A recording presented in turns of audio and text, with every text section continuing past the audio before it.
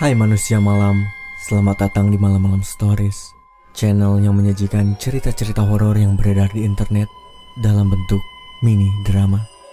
Dalam episode kali ini, Malam-Malam Stories akan membacakan cerita yang berjudul Have You Seen This Man? Yang ditulis oleh Hey DJ dari situs creepypasta.fandom. Cerita ini akan dibacakan oleh Papa Chan. Oke. Sekarang, pasang headsetmu, pejamkan mata, dan biarkan imajinasimu bermain dalam cerita yang satu ini. Malam-Malam Stories. Aku bukanlah pecinta anjing. Namun, sebenarnya tidak selalu begitu. Faktanya, dulu aku sangat menyukai anjing. Dari kecil aku selalu mengatakan kepada orang-orang kalau cita-citaku adalah menjadi dokter hewan. Ya, kalau itu memang terjadi, aku tidak akan berada di posisiku yang sekarang. Aku adalah orang yang mudah gugup. Seumur hidupku, aku mengidap paranoid jangka panjang. Kalau kamu bertanya kepada orang tuaku, mereka akan menceritakan kisah yang berbeda dari aslinya. Bagi mereka, aku adalah anak yang tenang dan dingin. Mereka bilang ketika usiaku menginjak 12 tahun, kepribadianku berubah secara drastis. Tidak banyak yang bisa kuingat. Namun, ada satu momen di masa kecil yang tidak akan pernah bisa kulupakan. Perihal sesuatu atau lebih tepatnya seseorang yang telah menghantuiku seumur hidup.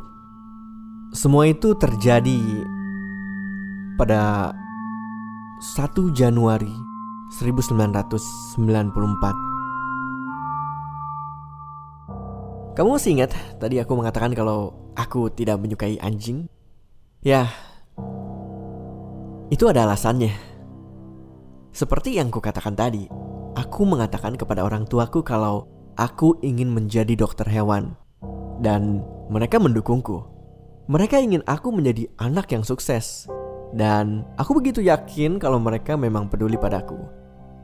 Mereka membelikan buku tentang anatomi hewan, mengajakku ke kebun binatang, bahkan membelikan berbagai film dokumenter tentang binatang.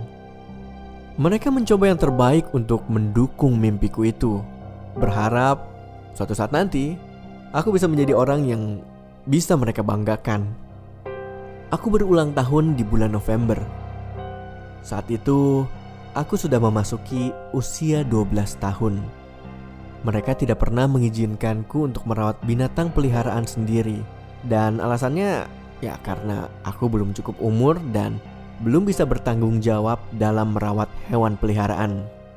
Padahal aku sudah siap untuk membuktikan kalau mereka salah.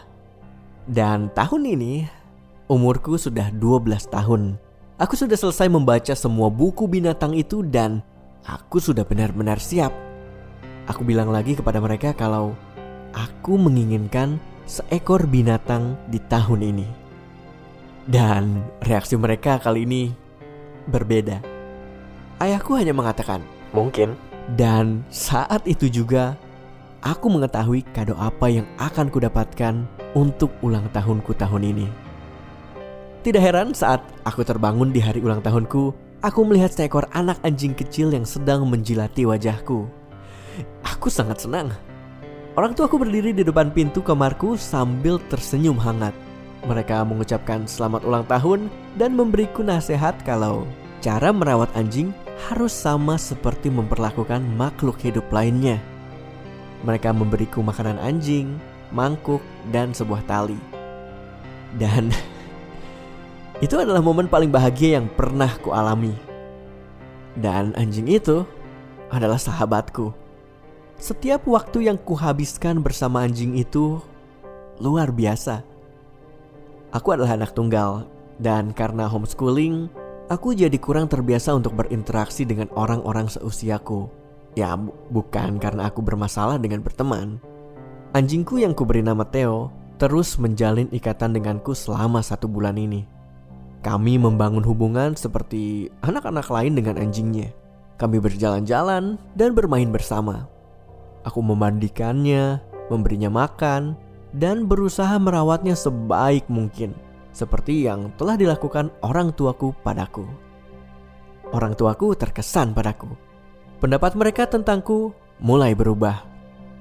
Sampai satu hari di tahun baru, tanggal 1 Januari.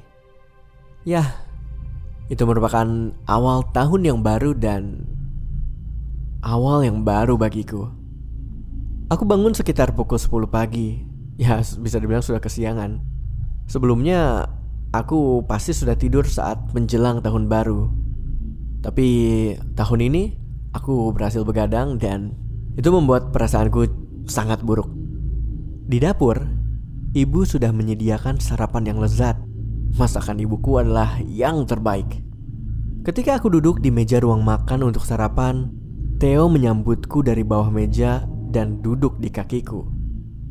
Aku menyelipkan sepotong bacon untuknya, dan dia tampak senang. Sarapanku hanya sebentar, karena aktivitasku setiap hari adalah mengambil surat. Setiap kali mendengar suara truk surat itu, aku langsung bangun dari tempat duduk. Aku jadi teringat dengan teori dari Ivan Pavlov dan anjing-anjingnya yang dijelaskan dalam salah satu film dokumenterku. Ya, bisa dibilang lucu sih kalau mengingat bahwa aku sedang dikondisikan untuk selalu beraksi setiap kali mendengar suara truk itu. Ya, namun karena masih lelah dari begadang tadi malam, aku berjalan terbopong-bopong menuju pintu depan.